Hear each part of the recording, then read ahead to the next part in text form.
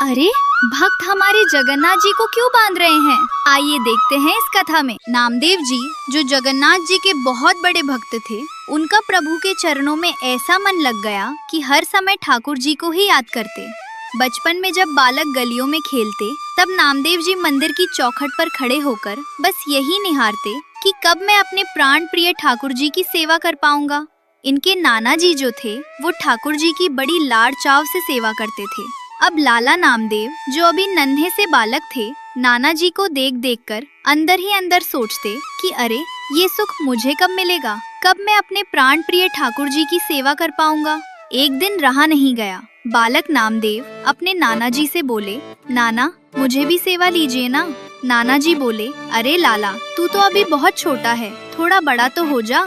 नामदेव जी थोड़े बड़े हुए तो फिर वही जिद पकड़ ली, बोले अब तो मैं बड़ा हो गया हूँ, अब तो मुझे सेवा करने दीजिए। नाना जी बोले, देखो अभी तो मैं हूँ, जब मैं कभी कहीं दूर जाऊंगा तब तुम सेवा कर लेना। अब तो नामदेव जी रोज सुबह उठकर नाना जी की राह तके। पूछे, नाना आप कब जाओगे, आपको कोई काम नहीं है क्या? अरे आप कहीं दूर तीर्थ क्यों नहीं चले जाते, थोड़े दिन बाहर घुमाओ। अब सोचिए ठाकुर जी की भी कैसी विचित्र लीला है, उन्हें अपने भक्त की व्याकुलता भली लगती है। ठाकुर जी ने भी सोचा कि ये लाला मुझे इतनी विरह भरी दृष्टि से देखता है, अब तो इसकी सेवा पाकर ही रहूंगा। नाना जी वैसे तो बड़े बड़े कार्यों को भी ठुकरा देते थे कि सेवा नहीं छोड़ूंगा, पर एक दिन ऐसी योजना बनी कि उन्हें तीर्थ यात्रा पर जाना ही पड़ा। महीनों का समय लगना था। जाते समय नाना जी बोले, लाला अब तेरा समय आ गया, मैं जा रहा हूँ, पर एक बात गांठ बांध लेना, ठाकुर जी को भोग पधराए बिना कभी कुछ मत पाना। पहले ठाकुर जी पाएंगे, फिर तू पाना। नामदेव जी तो खुशी के मारे नाचने लगे, बोले, अरे नाना आप चिंता ही ना करो, मैं ठाकुर जी को ऐसे सजाऊंगा, ऐसे भोग पधराऊंगा कि वो राजी हो जाएंगे।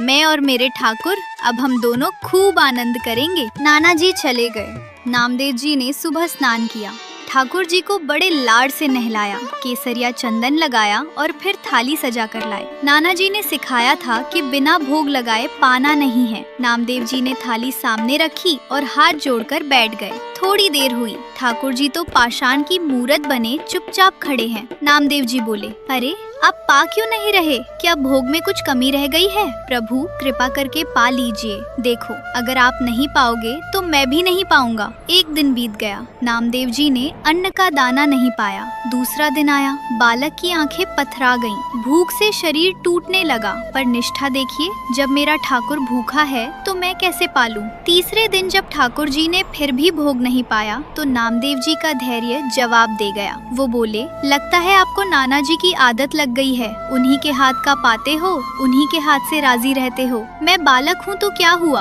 प्रेम तो मेरा भी सच्चा है, मैं इतने भाव से सेवा कर रहा हूँ, फिर मेरे हाथ से क्यों नहीं पा रहे? आज भी अगर आपने नहीं पाया तो मुझे ऐसा लग रहा है कि मेरी भक्ति शून्य है। आप नहीं पा रहे तो मैं अपने प्राण त्याग दूं। इतना कहकर नामदेव जी ने आव देखा न ताव, पास पड़ी छुरी उठा ली और अपने गले पर रख ली। बोले, लो अगर आप नहीं पाओगे तो मैं अभी अपने प्राण त्याग दूंगा।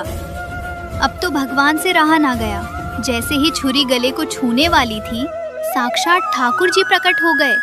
नामदेव जी का हाथ थाम लिया और थोड़े गुस्से में बोले, अरे नामा ये क्या अनर्थ कर रहा है? तू तो छुरी दिखाकर मुझे धमकी देने लगा। तू क्या सोचता है मैं ऐसे ही प्रकट हो जाता हूँ? कुछ दिन तो प्रतीक्षा करनी थी, थोड़े दिन धीरज रखना था। तू तो 3 दिन में ही हट पकड़ कर बैठ गया। नामदेव जी सजल नेत्रों से बोले, प्रभु अब आ गए हो तो उपदेश मत दीजिए, अब ये सब छोड़िए और चुपचाप पा लीजिए। ठाकुर जी बोले, अरे तू तो बड़ा सरल है रे, भगवान तो भाव के भूखे हैं। वो बैठ गए और नामदेव जी के हाथ से सुंदर सुंदर पकवान ऐसे पाने लगे जैसे जुग जुगांतर के भूखे हों। नामदेव जी फूले नहीं समा रहे थे, अब तो रोज का नियम हो गया। नामदेव जी भोग पधराते, ठाकुर जी प्रकट होते और दोनों साथ में प्रसाद पाते। कुछ दिनों बाद नाना जी तीर्थ से लौटे, आते ही बोले, नामा कैसी रही सेवा? ठाकुर जी प्रसन्न तो हैं? नामदेव जी बोले, नाना आप भीतर जाकर खुद ही देख लीजिए। नाना जी ने जैसे ही मंदिर में प्रवेश किया, उनकी आंखें चौंधिया गईं। मंदिर का वातावरण ही कुछ और था। ऐसा लग रहा था मानो साक्षात भगवान धरती पर उतर आए हों। ठाकुर जी के विग्रह से ऐसी दिव्य खुशबू और चमक निकल रही थी कि नाना जी समझ गए ठाकुर जी ने नामा की सेवा को स्वीकार कर लिया है।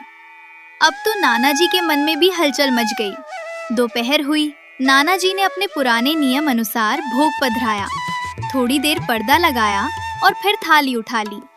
नामदेव जी बाहर खड़े बड़े ध्यान से सब देख रहे थे।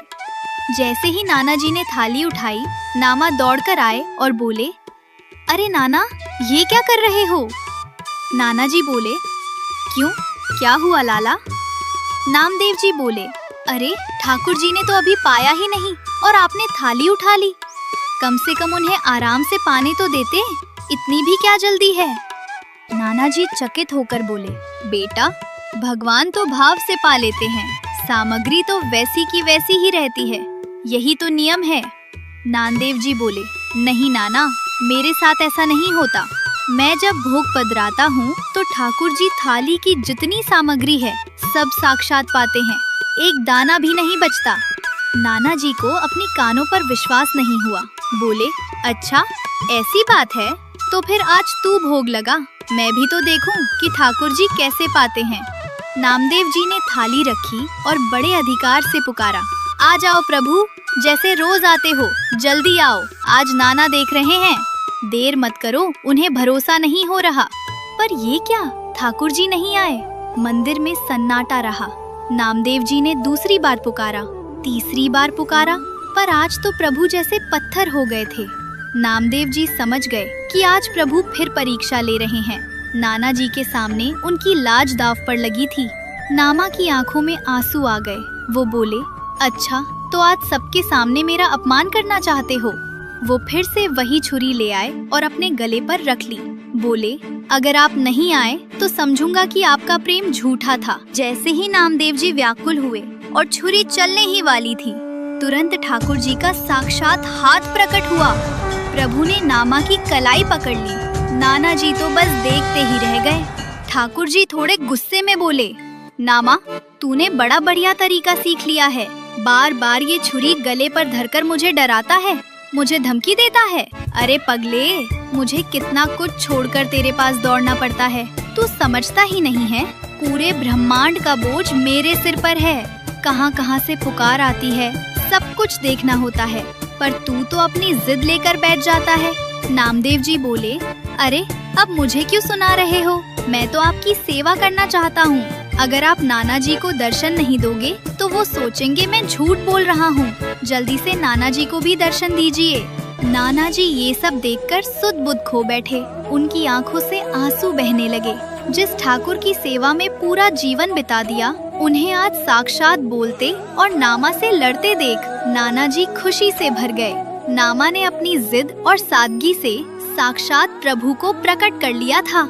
नाना जी नामदेव जी को गले लगाकर बोले, धन्य हो नामा, जो काम मैं बरसों में नहीं कर पाया, तूने तो 3 दिन की सेवा में ही ठाकुर जी को अपना बना लिया। आज से तू ही मेरा गुरु है। इसके बाद मासूम नामदेव को लगा कि ठाकुर जी प्रकट तो हो गए हैं, पर कहीं फिर से गायब ना हो जाएं। उन्होंने हंसी मजाक में ठाकुर जी को थोड़ी देर के लिए खम्बे से बांध दिया। अब सोचिए, ठाकुर जी तो आज भी प्रकट होने को तैयार बैठे हैं। कमी उनके आने में नहीं, हमारे पुकारने में है। अगर भक्ति में नामा जैसी हट और भोलापन हो तो ठाकुर जी को वैकुंठ छोड़कर भक्त के पास दौड़ना ही पड़ता है। अगर आपको ये वीडियो पसंद आई हो तो लाइक, शेयर और सब्सक्राइब करना ना भूलें। जय जगन्नाथ।